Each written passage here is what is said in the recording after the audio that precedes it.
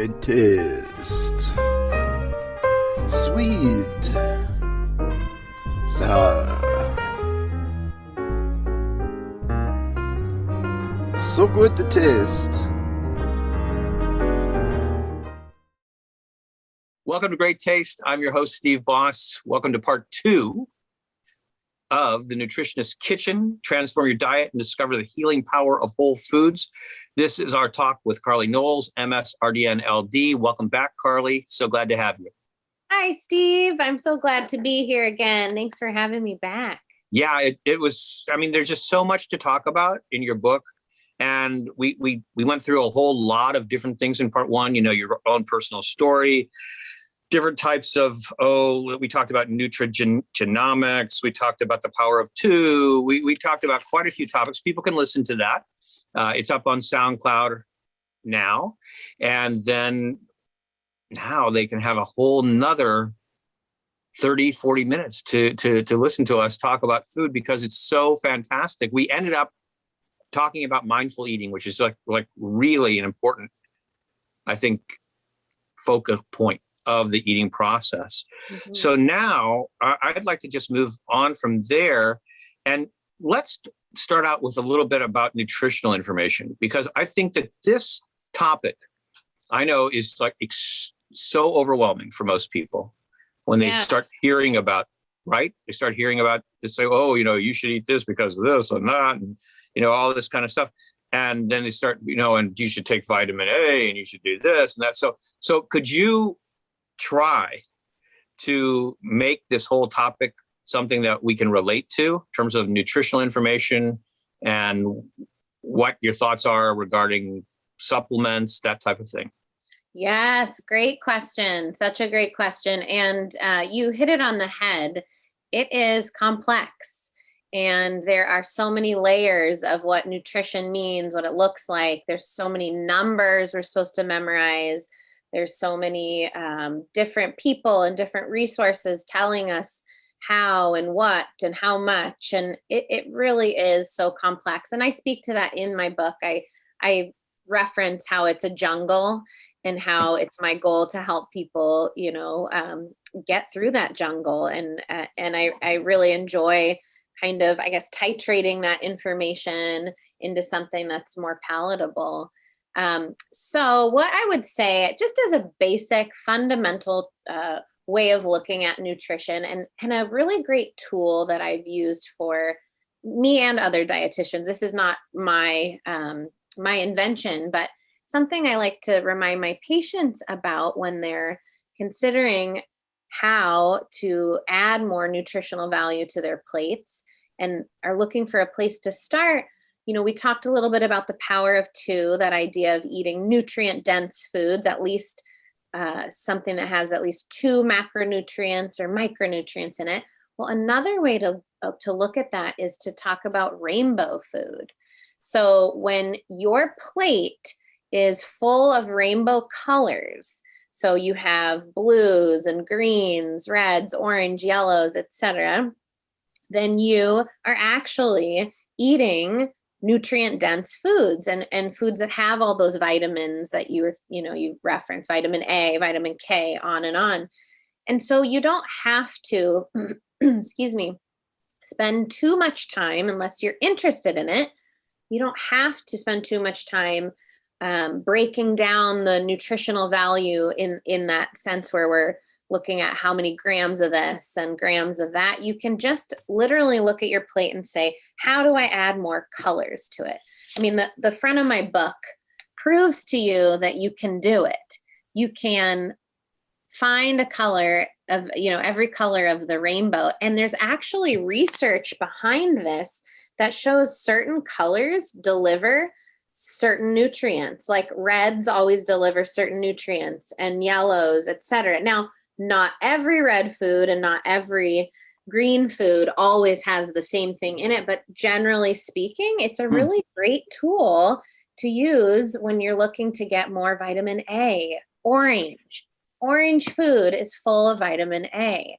So if you need help with your eyesight, turn to those orange foods, pumpkin, carrots, and so on. So that's a really like basic, fun kind of way to start that investigation if you want. If you want to go deeper, then I have a couple appendices. I've added a couple different charts to my appendix section of my book. And one of them is about seasonal produce. So it tells you what foods are in season when. But the one that I'm pointing at and I'm looking at right now is this chart called Dietary Reference Intake. And it includes recommended daily allowances. I don't know, Steve, if you've heard of that, the RDA or the nutritive value of certain foods. So it tells you, depending on your age and your sex, which foods, which nutrients, protein, carbohydrates, vitamin C, you should have and how much of it you're looking for. So that's another tool. So it's a spectrum, depending on where you want to enter into that world. Those are great tools to use. You also asked about supplementation, kind of where to start with that. Supplementation it's a mixed bag as far as an answer goes for me. If you're a healthy adult and you eat a nutritious, whole foods, well-rounded, colorful, rainbow-colored diet, you probably are getting a lot of your nutrients in your food. Now, if you're someone who has any sort of restrictive diet for any reason, maybe you have food allergies or you are on a diet of some sort and are trying to eliminate certain, foods from your diet, or you are dealing with blood pressure issues or diabetes, etc., you may need some extra support in the form of supplements. Maybe you're pregnant, you're breastfeeding, or elderly people, or just anyone that has some sort of issue or ailment that they're working with, then I highly recommend supplements. I talk about it more in depth in the book, but there's a lot in this conversation. And when we hear those people in the media telling us this one pill, right, that magic pill works for something, I'd bring in my curiosity. I'd bring in my investigative hat because I wonder what they're trying to sell. We are unique beings with unique needs. And so I don't really subscribe to the idea that we all need the one supplement or we should all be taking the exact same 10 supplements. We are different people with different needs. And so I have some patients on supplements and some that aren't. I have some patients on the same supplements just by chance, but most people have their own, needs. So I say you should work with your PCP or your dietitian to find out what, and if you need anything at all, extra support. There is one caveat to that, and that is probiotics. I think as Westerners in the US on the standard American diet, we don't eat a lot of naturally fermented foods, and thus we don't get a lot of probiotics in our diet. So that might be one exception I have that we could all benefit from is a daily probiotic supplement. I'll leave the rest. I'll leave the rest for you. I've talked a lot after we talked about that. But yeah, that might be the only one that I recommend. Although I do believe we could get it in our food. We could get enough probiotics by way of food, but most of us don't. So I want to actually get to that in a few minutes because I know that a couple of the recipes that you give are for making pickles, for example. And they were really, they're so easy. Everybody could do it. It's not like there's any barrier to entry. You don't even have to know how to boil water. I mean, well, maybe you do have to almost know that. But anyway, before we get there, I want to ask you something because I'm curious. You said your curiosity, you said fall back on your curiosity, for example, if you hear that something is, oh, everyone should do this.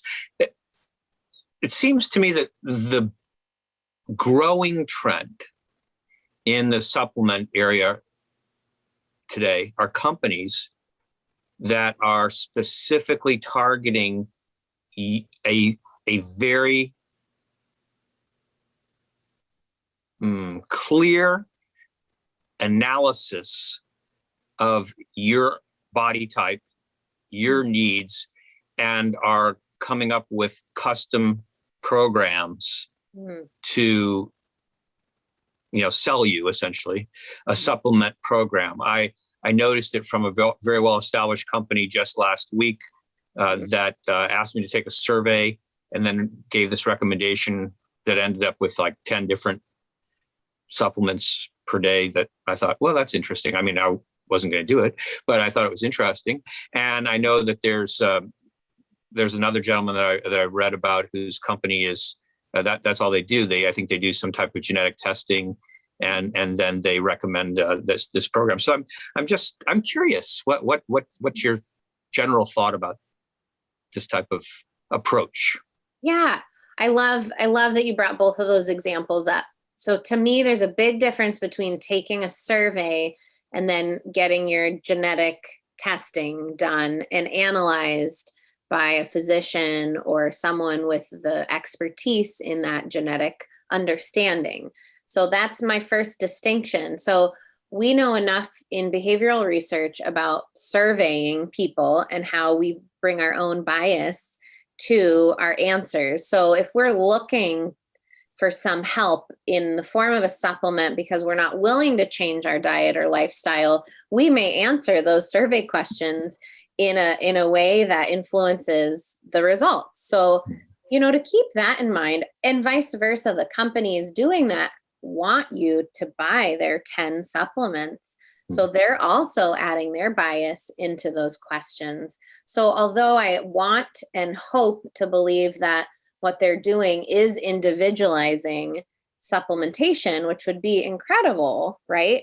The thing they're missing is they're cutting out that important person that has gone to school for years, who is specializing in medicine of some sort, or nutrition or supplementation, and is helping connect the human to the medicines, because they are drugs, right? These are sometimes, I think what you're talking about are over-the-counter non-prescription, but this goes into the world of prescriptions as well. We see a catchy advertisement on TV and now we want this one particular prescription drug. So it needs to be led by an expert. So that's my number one requirement.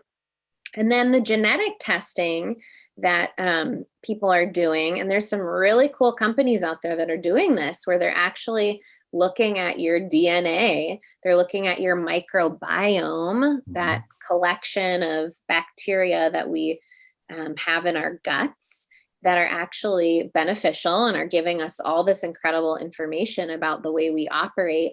And they're going based on that, helping us come up with a supplementation plan.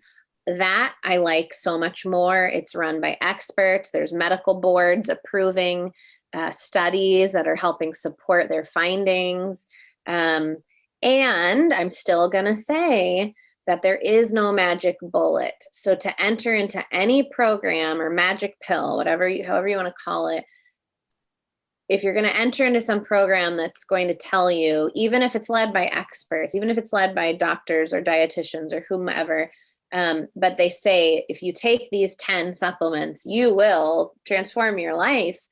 I don't fully believe it, because I just don't. We have enough research that shows it takes more behavioral change to transform your life. It's not only supplementation or only diet. It's a combination of a whole lifestyle revolution, really. And so if it's a part of a plan that's much bigger, fantastic. But if it's the way you're going to become healthy, I don't fully support that model. It's a great tool to add to your toolbox of many other tools. And that's how I would probably approach it. Oh, yeah. What I hear you saying throughout much of our discussion is that your approach is from a holistic standpoint, as opposed to a part, looking at the different parts. And so from that vantage point, I know that you talk about the importance of a person discovering their own natural rhythm, for example. Yeah. So how does that fit in? Yeah, I love that you brought that up. So in my book, I have a chart that describes what foods are in season, describes different approaches, different modalities in medicine, traditional Chinese medicine, Ayurveda. And then there's actually enough research that backs up the concept that we are cyclical beings. We are people who are affected by seasons for various reasons, some due to the sunlight. That concept of like why we slow down in the winter, the thought is around sunlight. Why people who work night shifts, who stay awake when the sun's down and they are asleep when the sun is out. There's actually a lot of interesting, unfortunate, disease states that become real for them because they're actually going against their natural rhythm. Their circadian rhythm is one way to look at it.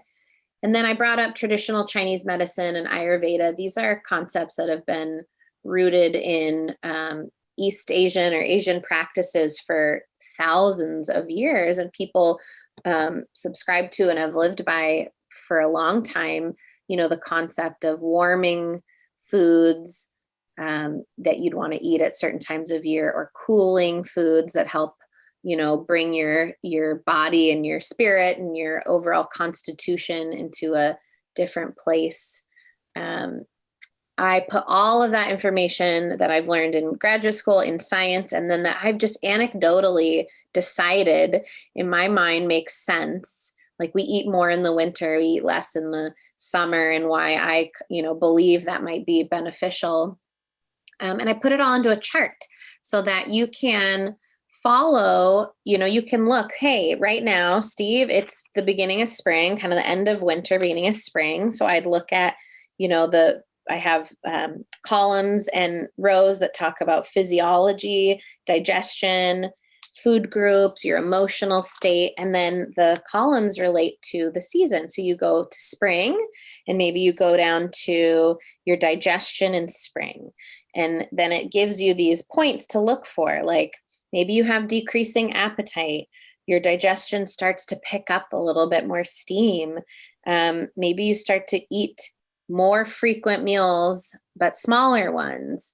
These are things that provide a rhythm. It's something that our bodies adapt to. And I think my goal as a dietitian and as just a human is to reestablish, you brought this up in our last interview, reestablish this kind of traditional way of living in support of our overall health, that holism, because we used to do that when we didn't, we could blame it on a lot of things, industrialization, globalization, us not living locally. You could say there's a lot of things that have pulled us away from the natural rhythms in life, but my goal is to live amongst that. We're in modernity, let's embrace it, but to remember that we are natural beings that are supported by these natural rhythms, and to maybe not fully, jump into that if that's not how you see it, but find one or two aspects that make sense to you and work in your lifestyle, and kind of shift yourself back towards that way of being. And I find with most of my patients, especially, they report feeling better. They report that really restrictive diet they were on in the summer, but they still had endless energy when it turned to winter, and they kept doing that they were sluggish and exhausted, and that eating only, vegetarian or vegan wasn't supporting them anymore. And that's not a blanket statement. Everyone works differently, but, some little tweaks and twists, like increasing their carbohydrate intake in the winter, or adding some hearty stewed meats to their diet at certain times of the year, actually provided them with more energy. And that is powerful. That is food used as medicine, right? So that to me is just such a beautiful way to realign our natural rhythm and support our needs as the seasons change. So I want to talk about a few specifics, but just before we do that, how would you suggest that someone who's listening or watching our talk and they have issues. Let's just say that they do have problems, whether We it's all with, have issues. right, yeah. I just have to say that. That's a funny Let's not get into that one. But okay, someone Believe comes me. to me with health issues. Yeah, so I'm sorry. Be a little bit more specific as the show host. Maybe it's lack of energy. Maybe it's bloating. Maybe it's, whatever, some type of health issue. Maybe they feel like they have to have 4 cups of coffee every morning or they can't even get going. Where would you suggest to someone that they start if they have this inclination to say, I really would like to get myself feeling better every day so that I can just have the most energy, the most enjoyment, be the most engaged with my family, my friends, myself. What would you say? Obviously, reading your book, that's a great idea. But other proactive steps. Yeah, you're sweet to mention that. Yes, my book's a great tool, but let's see, a place that I would start, honestly, without sounding redundant or even driving you crazy, Steve, I would almost just say my answer would be different per person as well. But I'm going to try to give the answer that I know many people want and many of my patients have asked before. So I would say, it's really hard, first of all, to analyze your own life. Okay, so let's just add that in really quickly, a little asterisk in the corner. Otherwise, we'd all be perfect, right? Yeah, well. Right. Well, there's that. That's also something we'll talk about another time. So, it's hard for a lot of us to see what it is we need to work on. So there's that answer. But when we are able to find, I think intuitively we probably have an idea of where we need to start. For example, even a bigger blanket, we don't even have to get into specifics like I need to eat less this or less that or more of those. Instead, I'm talking even bigger picture, like my problems are mostly rooted in my emotional instability or my emotional unrest. And because of my frustrations and my anger and my, whatever stress, I overeat or I don't chew my food, that we can get into, or you can have someone help you get those specifics. But maybe you can just start by identifying my issue's more emotional than it is physical, or opposite. I have a physiological pain or bloating, like you brought up, that is not being helped. And I've tried all these things. So, to identify, is it physical? Is it emotional?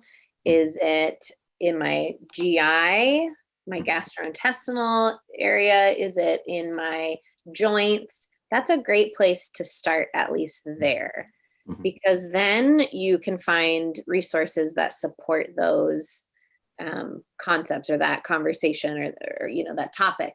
I would say, though, we have specialists for everything. When we want a fancy, meal or some good wine, we go to a sommelier, we go to a nice restaurant. We don't pretend we went to culinary school and we can do it ourselves. When we have, the desire to change our hair, we go to a hairstylist, we go to someone that cuts our hair. When we, have a very intense physical pain, we don't try to typically solve it at home. We go to a physician, we find our specialist. So that's my number one place to start, is to figure out what that overarching theme is and then find your specialist. People aren't as willing to do that for health, maybe because it scares them or because it's expensive. We have to deal with insurance and that's never fun. Or you're unsure of how that could actually help you. For all those reasons and more, totally valid, but don't waste decades of your life not addressing something that's bothering you so much. I have so many, I mean, truly, most of my patients will say they've been dealing with that bloating for a decade, Right. or that emotional, emotional eating, or, overeating, binging for their entire life since they were kids, and they're in their 50s or 60s. And I just say, don't waste time for your sake, like free yourself and go out on a limb, or just find someone trusted in your community that is a specialist in that field. So I'd say that's where to start. And then from there, there's lots of tools. Right. I especially relate to, you're talking about having, each of us will say, just look at ourselves and perhaps even write it down. What is it that you notice in terms of, how you feel when you're feeling it, and the different things. Like, for example, for myself, I just the other day, I noticed I was having a really, let's just say it, a crappy day. And I started eating like it was my last meal. And I noticed it after a while. I was like, oh my gosh, I'm eating as an emotional eater. I don't even remember the last time that happened, but it was like, it was cool, actually. It was a really cool experience to be able to sit back as the observer and say, whoa, look what you're doing. Right. And that's really hard to do. And I'll say, Steve, you're not alone. Like, we are emotional beings, and eating is emotional, and that's such a cool thing. That's not what's wrong. That's not a problem. That doesn't lead to problems. It's when that's our only form of coping with whatever else was going on, and you identified it. You were having a crappy day. So yes, you can always turn to food to help make you happier, but that's going to start to cause imbalances. And how cool you were able to look back, like kind of zoom out and say, oh, I see what I'm doing. This doesn't serve me, but it's delicious. And wow, I haven't done that in a while. That's so cool. That's cool. It's really hard to do for people. I did finish the bag of corn chips, though. Great. So that's something. After I discovered that I was doing it, I thought, these are pretty good. Well, and that's something that you cannot take away the joy that food brings too. Like, I am a foodie. I've structured my entire life around food. I'm obsessed with food. I love food. And that's not a problem. To enjoy a whole bag, even, it's when you do that every day, 3 times a day, then it becomes something more imbalanced. But yeah. And how great to keep it in that light space. Be like, yeah, I finished it. It was great. Yeah. But you did bring up something I wanted to say. It is possible to, something I do with a lot of my patients is we look at what a day in the life of yourself looks like. And I actually have people write down details. So I love that you kind of spoke to that. If you're able, a place someone could start as far as like nutritionally speaking, as far as that goes, is to write down what they ate in a day, or maybe what they ate a few days, and see if there's any patterns, if there's anything that stands out. If there's times where they're eating more, eating less, how long they go in between eating. That's a great way to kind of see that zoomed out picture. I'd love to give people a few little practical tips that they can utilize. You talked about eating with the seasons, but there are some examples in the book that you give of recipes that work for all seasons. Yeah. And I think it'd be fun to just kind of, as we wind up our talk together, is just kind of tell people a few of the things that they could do, that they could have in their cupboard that would serve them on a regular basis. So is that something that we could explore a little bit? Okay. I would love to. Yes, I would love to talk about the recipes in this book. Yeah. So I talk a lot about seasonality and how it serves us emotionally, digestively, physiologically, etc. But then I actually divide the recipes into seasons. So if you don't know anything, or even if you do, you can jump right to the season we're in, or you can see which season is drawing you in more so, if it's not the current one, and how that, what that means and what that might make you feel like.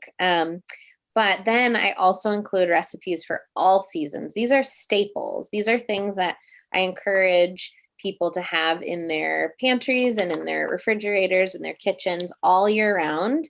I'll read you some of the recipes. Include things like nut milk, like how to make your own nut milk of all types. I give a recipe specifically for almond milk, and then how to add this fun layer of strawberry almond milk. Hey, Carly, can I just interrupt for one second? Yeah. Because I want to just mention to people that one of the advantages, well, there are lots of advantages for doing this yourself, other than buying almond milk at the grocery store. One advantage is that what you make is going to taste a lot better. Oh my And, God. right. Oh, And it's also going to be less expensive in the long all run. around. Right. All around. Yep. And I think you can say that for basically any of the things that we're going to discuss. Like, for example, you talk about buying ghee, clarified butter, or making it yourself. You know, it's going to be so much more satisfying, something that you learn how to do, so it becomes a skill, and it's also it tastes better and it's less expensive. So it works to your advantage in all those different categories. So sorry, I just wanted to. No, I love that. I love that. Thanks for saying that. And I think also you might find that you get the product exactly the way you want it too. Like you might love nut milk of, cashew milk or coconut milk or whatever, almond milk, but you can only find it with all these added, additives in it, all these added ingredients you don't want, binders and things that are put in there to give it a better mouthfeel and preservatives. And maybe you want something more streamlined, almonds and water. That's as streamlined as almond milk gets, and so you have way more control of what you're feeding yourself. So your nutrition, your health, when you do decide to make some of these staples yourself. I think the one I would really like to shine light on too, let's do two, because we talked about probiotics, the lacto-fermented vegetables. So that's how to ferment your own vegetables. That's the original pickle. So people think pickles, they think of that really sour vinegar base. Those are those are pickles, and that's become what we know pickles to be today. But originally, way back when, if we go back again, like we were talking about so much, to more traditional ways of living and eating, people fermented their vegetables and fruits left over from the summer, for example, when things were in abundance, and they put them in a water base or a juice base or vegetable juice base, maybe with salt. Maybe some spices, some herbs, some garlic, whatever. And they fermented them, meaning they let them sit around and pull the bacteria in from the air. It's called wild fermentation. You're wildly cultivating bacteria in the air, and you get a very rich probiotic rich food that has kind of a sour taste.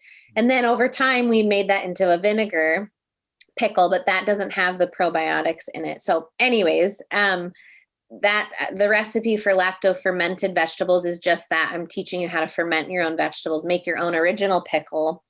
And then I think the whole milk yogurt, making your own yogurt, I think is a really cool thing to do. You feel pretty special when you do that. And you can decide what you want in it. Because if you ever have turned your yogurt container around, or you're standing in front of the 180 types of yogurt you could buy at the grocery store, you realize that they're full of different things that you don't really want to eat, or even just as simple as the flavor you want doesn't exist in the type of yogurt you want. Maybe you want a full fat Greek yogurt, but you want it to taste like key lime. Maybe that doesn't exist. So this gives you the options to customize it and also focus on the health benefits too. So those are two exciting ones, I think.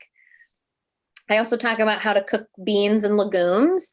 To some people, that's a really challenging concept, or it just feels like it's too complicated. They'd rather buy them. So I talk about the benefits of buying them versus cooking them yourself, how to cook whole grains. There's hundreds of whole grains out there, some that are wild and crazy, and some that we're used to, like brown rice or even, jasmine white rice, but just different ways to cook them and different things you can do to help boost their nutritional value. Like I did a Instagram post recently on why you should wash your rice before cooking it. So I talk about that in the book. Yeah, that's the all season section. So no matter what time of year it is, those are great recipes to have in your pantry. There's also one other one that I would just love for you to mention, just because it's been so, I think it's interesting actually from this standpoint, the wholeness as opposed to the part that we were talking about earlier. So let's talk about the turmeric, golden milk. Yeah. I think that, what do you call it in there? Golden milk turmeric or? Golden turmeric paste. Golden turmeric paste. Now, Yeah. the reason I brought this up is because so many people have gone down the road of taking a supplement known as curcumin, which is the active ingredient of turmeric. Yep. But, and this is just playing into the discussion that we've had, the way I look at it from that vantage point of the whole being more than the sum of the parts, is that when you take the curcumin out of the turmeric, all you're left with is the curcumin. And so, okay, so for whatever value it might have, that's great, but it obviously comes with a whole lot of other stuff. Yeah. And that other stuff must logically have something to do with the benefits of the curcumin, so that the whole becomes of more value in a sense than by just extracting something. We as Westerners are much more, I guess we're brought up more to look at things from that extractive point of view. Right. And when you talked about the different Ayurveda, for example, and Chinese medicine, those philosophies and actual practices are much more attuned to the whole as opposed to the part. So it's such a different way of looking at the world. And so, boy, that was a long way of talking about golden turmeric paste. No, but I get it. I get what you're saying, and I think you're describing is synergy. You're talking right. about nutrients or just elements of things working in conjunction with each other because they're naturally supporting each other. And that applies to so many topics, but specifically food. We know a lot about that, actually. Like fruits and vegetables, when we eat them in their whole form, or we eat them fresh or, frozen even, or even canned, we are eating them with all these other parts that are helping us assimilate them, or helping us bring them into our bodies. This is actually science-driven research that, we need certain other nutrients, like you bring up curcumin. We actually activate and help our bodies use the benefits of turmeric when it's paired with black pepper. So that's a really interesting concept. So when you're eating this golden milk, or in my recipe for golden paste, I include black pepper in it, so that you're eating something hopefully that tastes good too, but that also has more parts to it. But when we take the red pepper, or let's use a carrot, for example, and the vitamin A, and we put it into a supplement, we're missing some of the stuff I think you're speaking to that helps us digest that more readily and thus use it more readily. In the case of turmeric, though, there is enough research out there that shows when we take it in high quantities, which we can only get in a supplement, unless we're living in a country that eats more turmeric, which we don't, and it's hard to get turmeric in our diets. Frankly, it's hard to find fresh turmeric. Most people don't use turmeric at all, period. But the research is supporting, when we get a lot of turmeric in our diet, that it's used for that anti-inflammatory, antioxidant properties that it's so well known for. So that's a tricky one, where it might actually be appropriate for someone to supplement, for example, if they're having really bad joint issues. But yeah, in general, I believe that fully. When we eat food in its natural state, it supports us in so many ways versus that magic pill, right? Tell me, can we talk for a minute or two about a few recipes, and then please hear my little birds chirping over here, my two babies. So tell me, have you looked at the recipes? Is there any that jump out to you? I actually have looked at all the recipes, and there were many that jumped out to me. Let me just, what I wanted to do was I thought it'd be fun to go through one for each season, just pick one out of each season. I don't know if we have enough time, but if you think you do, that would be awesome. Just to, start with spring right now because it's spring that's wishful thinking. It's moving that way, right? It's moving that way. Yeah. And so, yes, I would love to do it. And if you want me to, I'll be happy to pick out, the ones that I loved. I'm trying to get my light to stand up here. Not doing a very good job. But otherwise, feel free to do it. So if I jump in first, I'll just do it because you asked me first. Yeah, please. Okay. So I just took a little class last night on miso and shoyu and everything. So you have a vegetable miso soup with kombu, dashi, and tofu. And I just love all those flavors. So, and I think it's something that a lot of people aren't even familiar with, except when they might have miso soup at a restaurant, which is not really very representative. So. Yeah, I love that recipe. What's so fun about it is it's a really old traditional Japanese soup. And I think we just need to pay homage to that there are many people who have been making a style of, a version of this soup for a really long time and have been doing it well. So I'm trying to honor that and, describe what dashi is. It's that soup stock that is very, like I said, traditional Japanese cuisine. And then I amp up the veggie content. I just load it up with vegetables. And I talk a little bit just in the recipe head note about seaweed too. And some of the reasons I add in medicinal mushrooms in the form of, I believe it was the enoki mushrooms. Ooh, excuse me, which are really fun little mushrooms that you can find in some stores. So that's a really great one. And then I will add to your list, I like the butter roasted radishes. Oh, that was so interesting. Yes, I can't wait to try it because in our CSA box, we always get radishes. And it's like, oh my God, more radishes. What are we going to do with these things? And so I put them in salad. So I was like, oh, good. There's something. Yeah. When you roast a radish, it does a whole new thing. It is so cool. It becomes buttery and sweet. That sharp, kind of spicy flavor gets much more milder.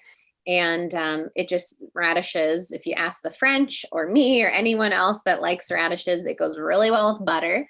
So I saute them with butter in a cast iron. So you get that little crispiness. Beautiful. It's delicious. Yum. Let's look at summer. What jumped out to you in summer? Flourless chocolate almond butter brownies.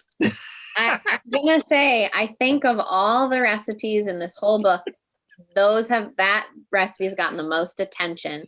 And I think it's for a good reason. We make them almost weekly in our household. They're just that, flourless. They're made mostly of almond butter. You can make your own almond butter first if you want by following the, recipe for that in the first section. Whatever you do, run, don't walk, and make them stat because they are so decadent and delicious and full of protein from the almond butter, healthy fats. It's a really fun dessert. So I'm going to piggyback and say that's the one I'd pick too. Nice. All right, let's try it. Let's see where we end up with fall. Coconut curry red lentil stew. Yeah, I love that you picked that one. I love making this. It takes 20 minutes to make max. I double it always. It freezes really well. It's full of nutrition. So it's a red lentil stew that has a ton of turmeric in it. If you notice about a tablespoon of ground turmeric, I mentioned you can use that turmeric paste that I provide a recipe for earlier on if you prefer. It's just a totally medicinal soup stew. And it's so easy. You just would be crazy not to make it. And then I have a really fun cilantro lime chutney to top it off with, because sometimes stews, especially when you make a big batch, they start to taste the same a little bit and you need to liven it up a bit. So that chutney just goes zing and it's delicious. Yeah, and a really colorful soup too. Okay, so now winter is a little. I thought this is just like a great thing for people: homemade whole wheat toaster waffles. Yeah. Oh, I love that you brought that up. It's such a simple recipe. So it's they're yeasted waffles. That has to be mentioned. Yeasted waffle. You actually add active dry yeast to it and you let it rise. So you get this really delicious flavor. But besides that, they get really crispy. So if you're that person that loves crispy on the outside, soft on the inside waffles, these are your thing. It does require time. You have to let it sit for a bit, but it's totally worth it. And it's really easy to get to that stage too. And then I freeze them, because if you're going to put any time into any recipe, then I think you should just double it and put half in your freezer. Because that's the life we live these days. Busy, busy, busy. And then you pull individual waffles out, throw them in your toaster, and you have breakfast, something wholesome, something made with whole wheat, and homemade, but really quick and ready to eat. So yeah. I really appreciate that recipe, because when we can travel, maybe by the time, no, I'm sure this will air way before then, but unfortunately, but when we can travel again, I can't wait to actually bring just a whole load of those to my mother for her freezer, because we won't discuss particular brands or anything, but she basically, buys frozen waffles and eats them for breakfast. So if she's going to eat frozen waffles, hey, let's eat these, right? Yeah. And for no other reason, although I would like to say, I believe these in my cookbook are much healthier than some of those generic frozen waffle varieties, but forget that. They just taste so dang good that you won't turn back. I believe that fully. So yay. Oh, I hope you do that. And I hope COVID's a thing of the past soon. I think we have a little mountain to climb still, but I can't wait till we get to visit and bring food to friends again. We're probably, everyone listening and everyone who's not listening or watching is we're probably all on the same page about that one, right? Yes. I don't know anyone who wants this to last any longer. Yeah. Right. Yeah. Carly, thank you so much. It has been such a great pleasure talking with you over these 2 episodes about your book, The Nutritionist's Kitchen: Transform Your Diet and Discover the Healing Power of Whole Foods. 60 plus nutrient dense recipes. You can find Carly at Carly Knowles. That's CarlyKnowles.com. And wow, just continued thanks. Oh, thanks, Steve. I love talking to you. This is so fun. I could talk to you for hours. Maybe we need a part 3 in the future, or maybe for the next book. Who knows?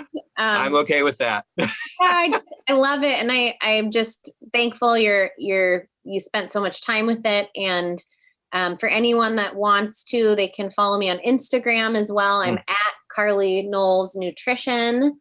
Also on Facebook, same handle. And I have more recipes on my website, that carlyknowles.com. And yeah, I'm so appreciative, and thanks for the time, and everyone out there, thanks for the support.